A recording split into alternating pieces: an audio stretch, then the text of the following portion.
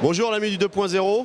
Aujourd'hui on va interviewer Romain des Rhum Appleton. Je me présente d'abord, je suis Mickaël du Maria Loca, les Rhum Maca, distillerie d'Île-de-France et des cocktails.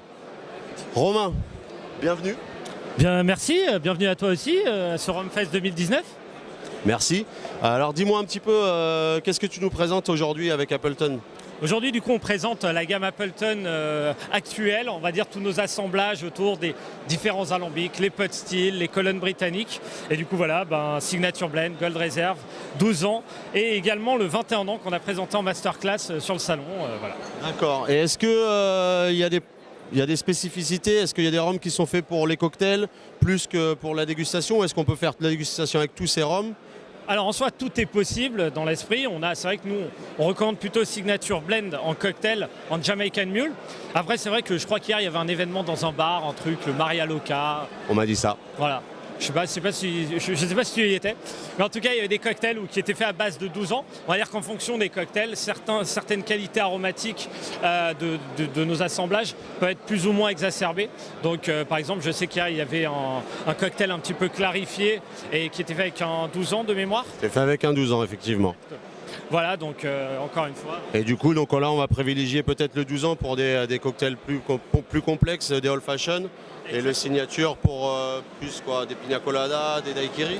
Alors en effet, c'est vrai que le 12 ans par exemple, il est un petit peu comme le Signature Blend sur une amertume très tendue.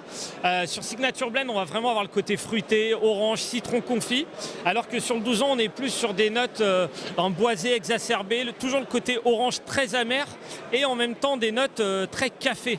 Donc le côté un peu plus torréfié, c'est vrai qu'il va particulièrement bien se marier sur certains old fashion, alors que le côté fruit va plus être sur des versions un petit peu plus long drink, va nous apporter une amertume plus légère, plus facile à boire, comme dans le cas de Jamaican Mule ou autre. En tout cas, voilà, c'est des choses qui marchent pas bien, mais le côté vraiment autour des notes torréfiées marche bien sur du old fashion, je trouve. Ok, d'accord, merci pour les précisions. Et du coup, je suppose que le 21, on est sur de la dégustation pure. En effet, le 20 ans, on est sur de la dégustation pure. C'est quelque chose qui est nettement plus épicé. On a vraiment énormément une attaque très marquée par les épices qui vont rester sur la finale. Et en même temps, la finale est très marquée par le côté cacao. Voilà, justement, quelque chose moins gourmand qu'un chocolat, justement quelque chose de plus subtil et toujours extrêmement vanillé. Et ça rappelle vraiment une partie de l'assemblage de Gold Reserve aussi. On voit vraiment la filiation entre ces deux références. D'accord. Et le Reserve Blend, donc du coup, on n'en a pas trop parlé, mais c'est l'entre-deux entre le Signature Blend et le 12 ans. Alors, c'est un petit peu, on dit oui, on peut dire entre deux. En réalité, Signature Blend, c'est un assemblage de 20 rhums différents. Reserve Blend. Reserve Blend, qui provient en fait, donc 20 rhums différents, dont 6 qui proviennent en fait de la private stock de Joy Spence, donc qui sont on va dire des fûts un petit peu plus spéciaux. Et on voit justement nettement bien l'affiliation avec des références un petit peu plus âgées, qui vont paraître peut-être un peu plus lourds que certains, mais voilà, dans l'esprit, c'est un petit peu ça.